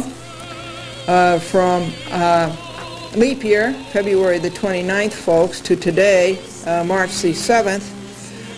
What didn't happen is that we didn't get a chance to write the Rule 60B-6 motion to Judge Bryant for relief from his order to stay the trial. That was an important motion to get done, and it just hasn't got done because of the law-breaking of TCI and the law-breaking of Continental. So these lawbreakers all have to stand in line. Glendora wants inside information from you folks out there in Long Island, how Cablevision defendants took her program off of TV on November the 12th, 1993, and if you have any inside information about this matter, will you please call this number, 914-949-9495. Your name will never be mentioned. If you saw anything or heard anything about Cablevision taking Glendora's program off TV, or about Cablevision and Glendora TV in any respect, please call. Glendora's hypotheses are that a government or political official exerted pressure on a cablevision person or persons to take her program off TV because Glendora was reading the bad but true record of said government or political officials every week on TV. Then for a Glendora Happy Book, we would ask you to give your telephone number so that your address can be verified.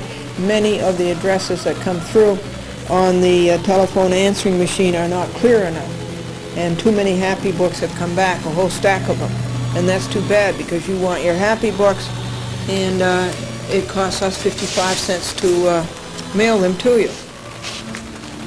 Frustrating folks to go on TV to report to you what happened when the written record is a mess, when there hasn't been any time to file and to paginate and to keep the log and to do the mailings. Here's a letter from Thomas Galata.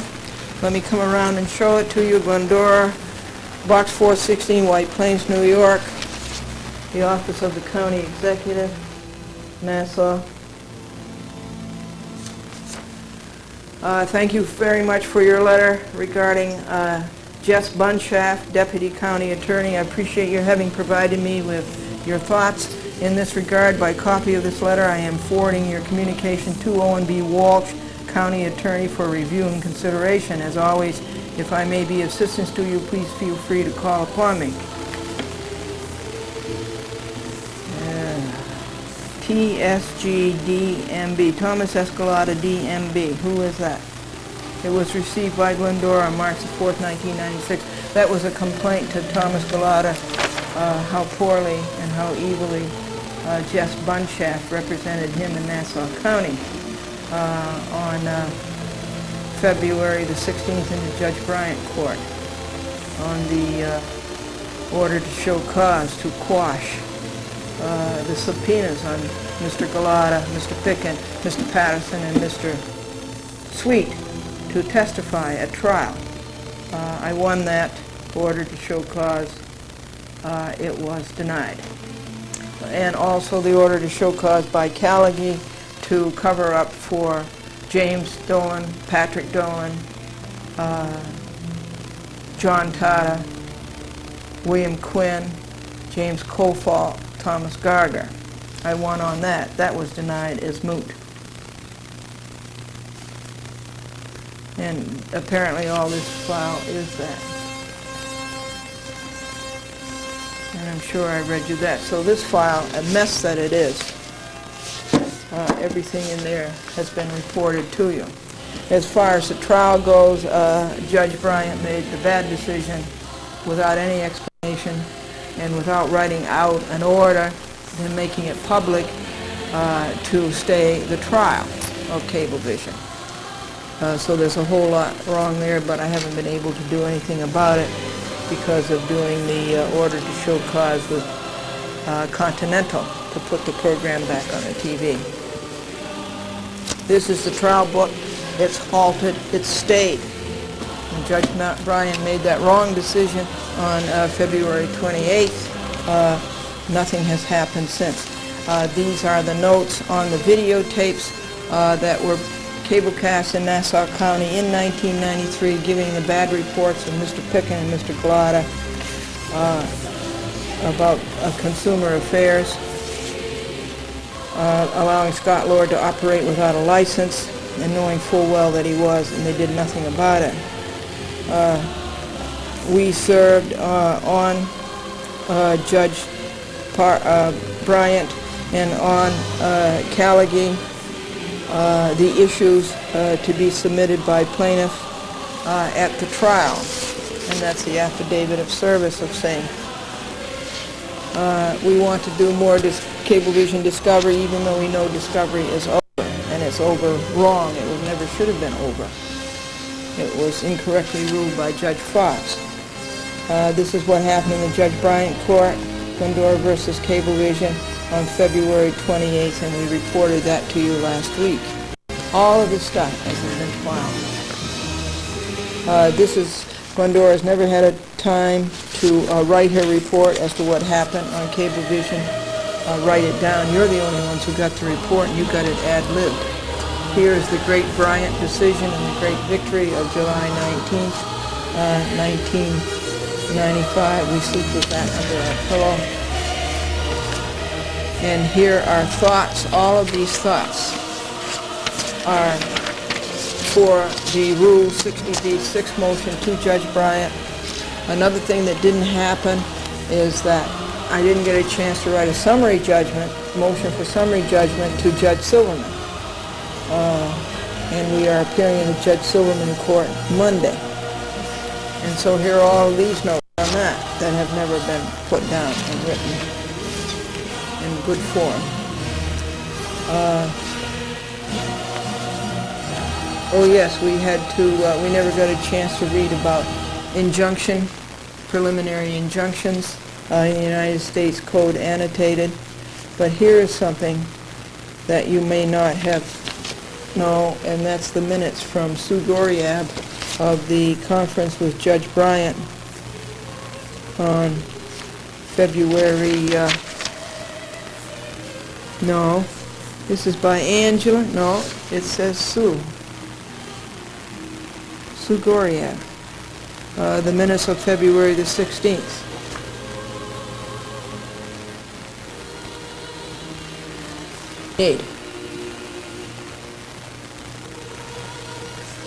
We need February 28th, Judge Bryant. We need February 27th, Judge Parker. And we need March the 6th, Judge Parker. Those are the minutes that we have ordered. It would be so much better if we could just go into the courtroom with our tape recorders and record what happened and write our own minutes and then come and play them for you. But we have to wait and wait and wait and wait for minutes, and then we have to pay so much money per page, $3 for a page of minutes. It isn't fair. It's got to stop. We've got to be able to have our own tape recorders. Isn't this sloppy? This is the only thing that Judge Bryant gave us on that February 28th thing, and we had to fight for that. He was saying, well, get the minutes. So we go out and pay $400 for the minutes just to get a copy of an order he's made, which is a very bad order. So it's and it isn't you know, a nice order or anything, and this is going to go to the Second Circuit. It's a memorandum to the docket clerk, and it said judges, magistrates' decisions. No, it's in light of the decision of the Appellate Division, 2nd Department on February 13, 1996 in Glendora versus Kofalt, reversing. They didn't reverse it. 162 miscellaneous, 2nd 166 New York State, 2nd 138. All proceedings in this action are stayed on the court's own motion until his own motion. I don't care for your own motion. Own motion until the completion of proceedings on remand in the state action or reversal on appeal to the New York Court of Appeals. No further papers except for notice of appeal may be filed in this action. Motions re-subpoenas vacated with leave to renew. See the transcript. Judge Bryant. Sloppy, sloppy job. If he's not going to hear motions, don't pay him. Don't give him any salary. Okay? He's there to hear motions. That's his job. That's what the taxpayers pay him for. So don't pay him this week.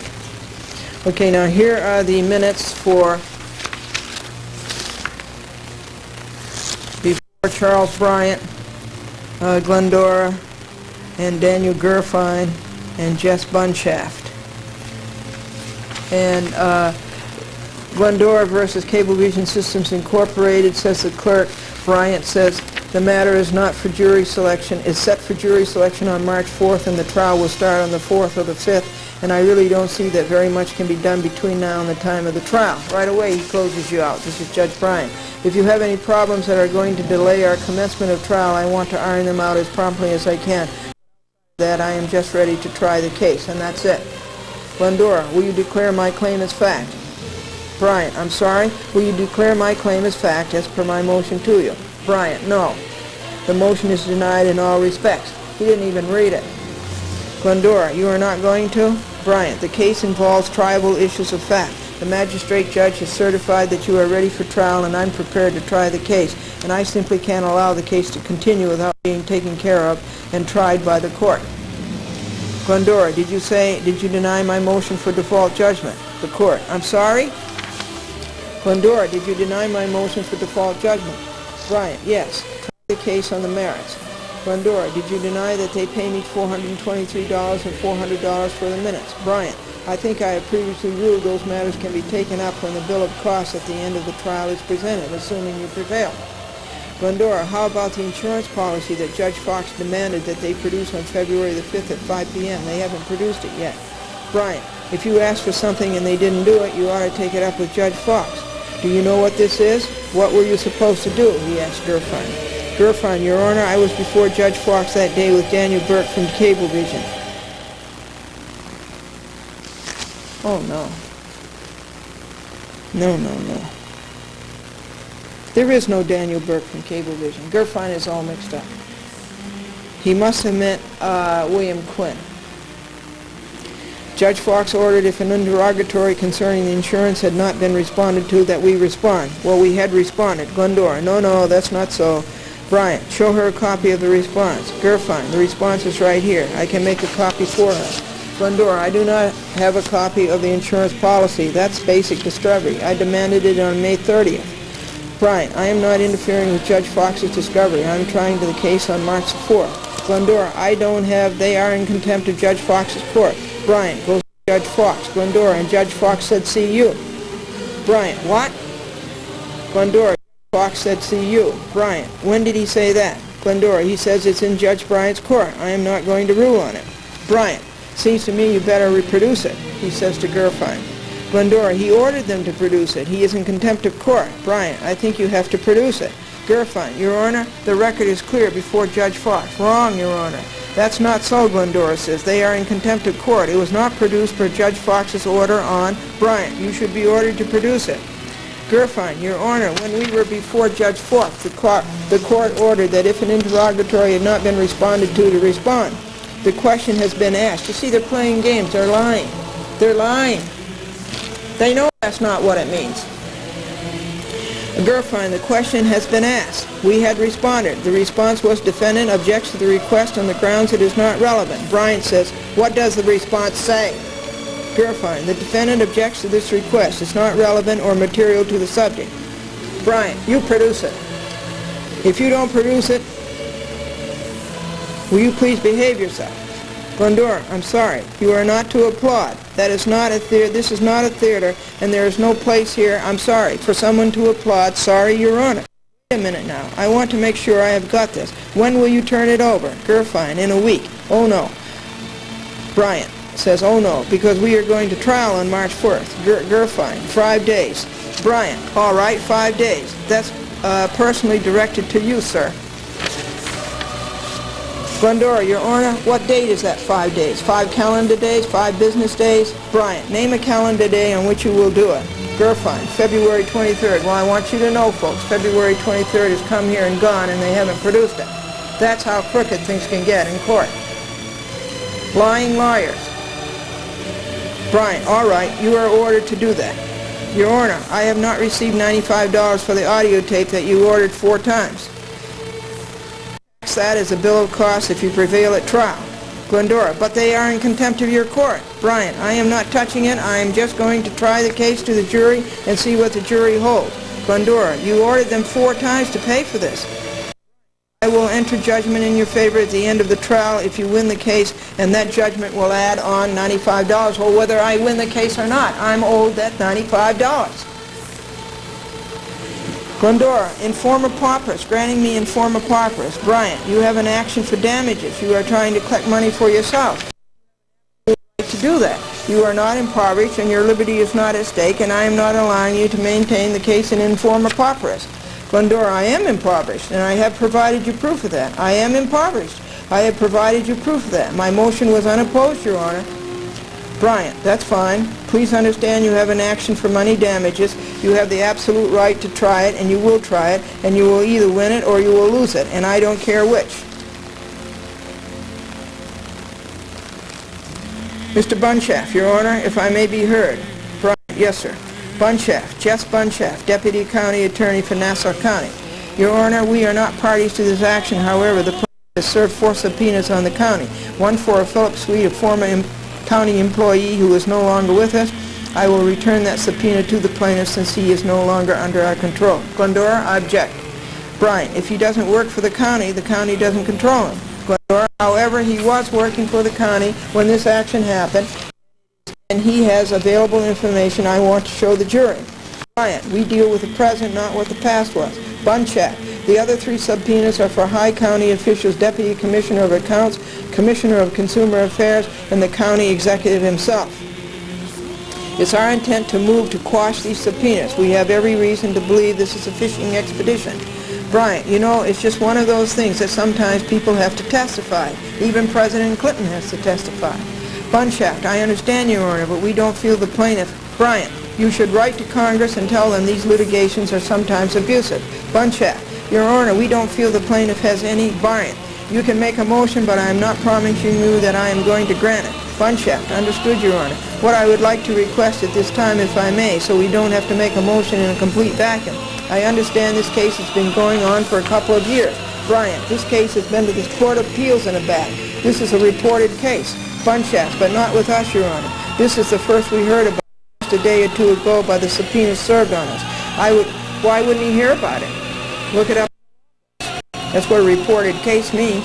I would ask plaintiffs to produce copies of all depositions, interrogatories, all other discoveries, pleadings, all relevant documents in this matter. Bryant, I decline to do that. Bunshaft, Your Honor. Bryant, she has just been turned down on her pro se application to proceed in forma pauperis. A lot of money has been spent on useless copies in this case already. I think you probably could inspect those at the office of Mr. Gerfine. I assume he would give you that professional courtesy, would you not? Gerfine, yes, I would, Your Honor. Bryant, all right, you go down to Satterley, Stevens, Burke & Burke, you look at the papers, and as a member of the bar, you can find some way in which this tremendous cost can be obviated. I am sure Congress would be very responsive.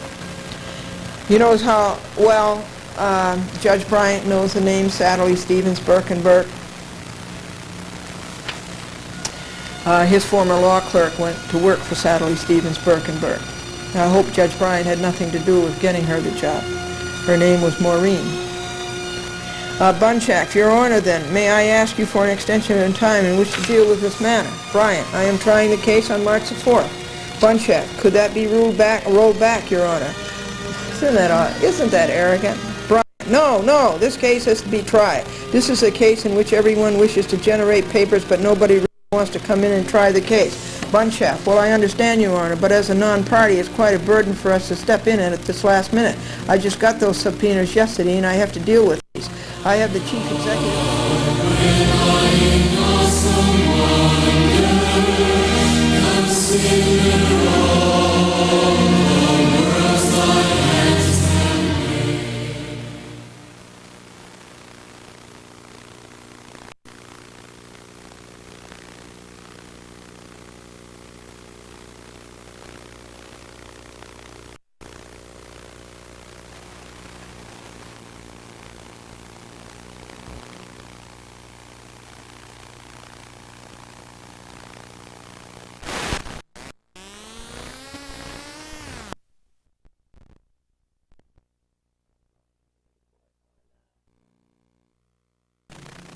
Let's see, I'll tell you the date. October 26th. Comes into the court October 26th and says that Glendora is saying that the court is pro se prejudice. He says, well, I'm not. And yet, here it is. As a pro se, she failed to follow the proper procedures and did not make the opportunity to correct that. Mention of the civil practice law and apparent to any lawyer. Of the lawyers that I've seen appear before Judge Bryant, they're much worse than a pro se. And he knows that. But he's sore because a pro se beat him in the Second Circuit. Glendora pointed out that the Bryant case preceded the state suit. She gave the dates: Bryant, November 6, December 6, 1993, Silverman, March 7, 1994, and Broderick, March the 30th, 1994. This followed Callaghan's observation that Broderick came before Silverman. No way. Callaghan's got a memory like a sieve. Bryant you can go to the Court of Appeals or to Silverman and get a realistic judgment on the merits. Well, Bryant, I'd already told you that. Or I can go to the Second Circuit on Bryant's decision. I told Bryant that, he says, I don't want any more papers from you. Bryant said to me, I don't want any more papers from you. I don't want any letters. I don't want any reports. I don't want any more papers from you except a notice of appeal. If you go to the Court of Appeals, or a notice of appeal if you appeal this decision of mine. And I said, well, how about a Rule 60? I will not take it. I will not accept it. I deny it before you make it. That's the way you should act on a bench in the United States of America, in a court of the United States of America. I go on and give you some thoughts about this terrible thing that happened yesterday. I just want to review for you the notice of motion for an order granting plaintiff Glendora relief on 8 counts. That was handed in on February the 7th, and that Bryant never read. I ask, declare pursuant to Federal Rules of Civil Procedure 37B2A as fact for purposes of litigation Glendora's claim that defendants took her program off TV because of governmental pressure. That would have saved a whole lot of time. Precluding defendants from supporting their false claims, they took Glendora's program off TV because she was not a resident of Nassau and because her sponsor did not live in their franchise area. 3. Rendering a default judgment against defendants pursuant to Federal Rules of Civil Procedure that they did not meritoriously defend the allegations. Compelling defendants to pay $423 for the Osnara deposition minutes, since Mr. Gallagher directed the defendant not to answer 87 times, plus $413 for the Garga deposition minutes, since Gallagher directed a defendant not to answer 80 times, totaling 167. Compelling defendants to furnish Glendora the name, address, and telephone number of their insurance company. That's only basic discovery, and Brian has let it go all this time. Compelling Mr. Gallagher to pay Glendora $95 cash for the audio tape he ordered of the Garga telephone conversation, and granting Glendora and former paupers, as did Chief Judge Gritze and Senior Judge Connor. Any such other orders in regard to these failures as are just and pursuant to Federal Rules of Civil Procedure 27B. Those all should have been granted.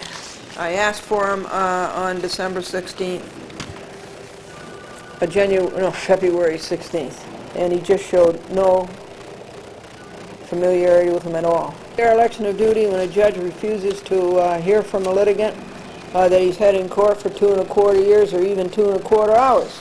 I think that's dereliction of duty, and I think that's what he's getting paid for, and I think that's what you and I are paying him for.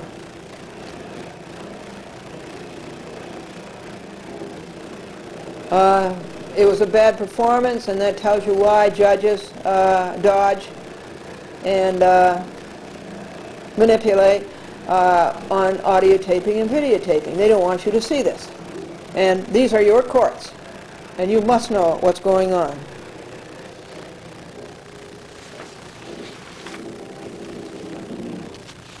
Occasion of this $33 million courthouse that you paid for, that nobody was from the public got up and spoke. Nobody had a chance to say, well, yes, $33 million, but there's no place to park. Nobody had a chance to get up and say, yes, $33 million and all this beautiful structure, but some very bad decisions come out of this court, and a whole lot of bad exhibitionism goes on the bench. We are getting a new judge in that court. A new judge is coming in. I got to tell you that within 3 days of the trial, he stays. That doesn't show rationality. insurance agreement that, and Callagy and Cablevision are in contempt of his court over and over again, and he does nothing about it. I asked him, he told them to produce the insurance agreement on February 23rd. Well, they didn't. And Callagy says, I wrote a letter. And I said, the letter is not acceptable. Callagy says, I called the company and they said they didn't have any insurance that covered claims like this. And I said to Judge Bryant, I don't believe it. And anyhow, I'm entitled to have that insurance agreement in my hand so I can find that out for myself. And it doesn't fit in, folks, with the fact that after our 1993 lawsuit, within a day, I got a call from somebody in Maryland and said they're an insurance company. They said they were an insurance company. And they wanted to talk to me, and they left it on my recorder. And we want to know what this thing costs. Lie, lie, lie. And permitted by judges to lie.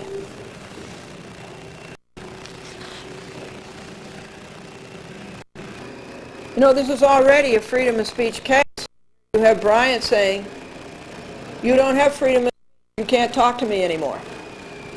Bryant